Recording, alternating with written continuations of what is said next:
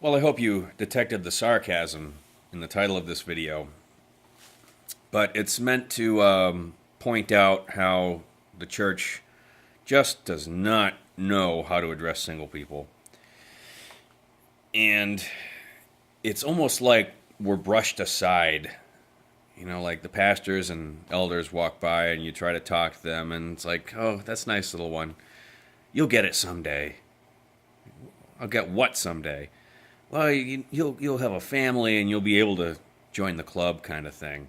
Like, excuse me, I want to be part of your club. Get out of here.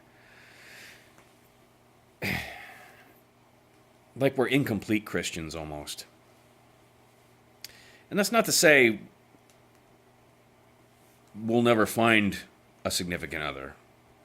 Like, I sure hope that when my work with God is done or in progress, that, yeah, I'll meet the one, and she better be ready for a savage, non-traditional wedding, because I ain't doing any of that walking down the aisle crap. There's going to be a bonfire and pig roast. And before we get into that, but we got to look at what did Paul say? Paul talked about the were you married when you were called? Then stay married. Were you single when you were called? Then stay single. I know that's a tough pill to swallow, and that's not a condemnation. Like, well, you're going to stay single forever, haha. But he also said that when you get married, rightfully so, your attention and your devotion becomes to support your wife and to love her, and or your husband, whichever, and that becomes your focus. When you're single, your life is unfettered to serve God. And so, again, not to like toot the single people's horn or bash on married people, but the stuff that the elders and the judgment being felt by single people from the church folks, that judgment, imagine them putting that on Jesus. Imagine them putting that on Paul. Like, these are the kind of people that would look to Jesus and say, oh, you just haven't found the right one yet. You don't get it.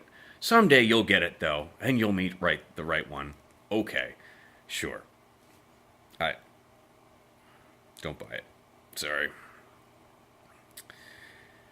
But then you have the Catholics that go the other way, which I don't like getting into Catholic stuff too much. That's a whole nother kettle of fish. But they almost go to the point that, well, they do go to the point of, well, you're a priest, so that's it. You never have a family. Never get married. Done. And they expect these priests to counsel, families, fathers and mothers, and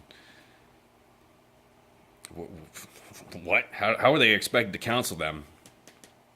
It's like being an electrician with, you got a problem with a circuit, and you're only allowed to ask for help from a guy that's sworn off engineering. What? How are you supposed to help me with this? Or like from a military perspective, from a Navy perspective, being out at sea and having a, HPAC or whatever equipment casualty, and you send out CAS reps and you send out support requests, and the only guys that get back to you are guys that have never been out to sea, the non-quals, the pencil pushers, and all they can do is answer you from the technical manual and from the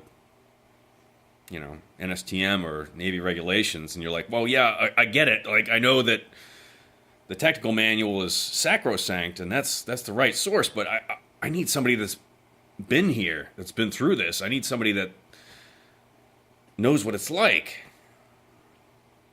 So anyway, that's the other side of things. That's just the icing on the cake. That's tip of the iceberg for that church. So again, I think we've got to figure it out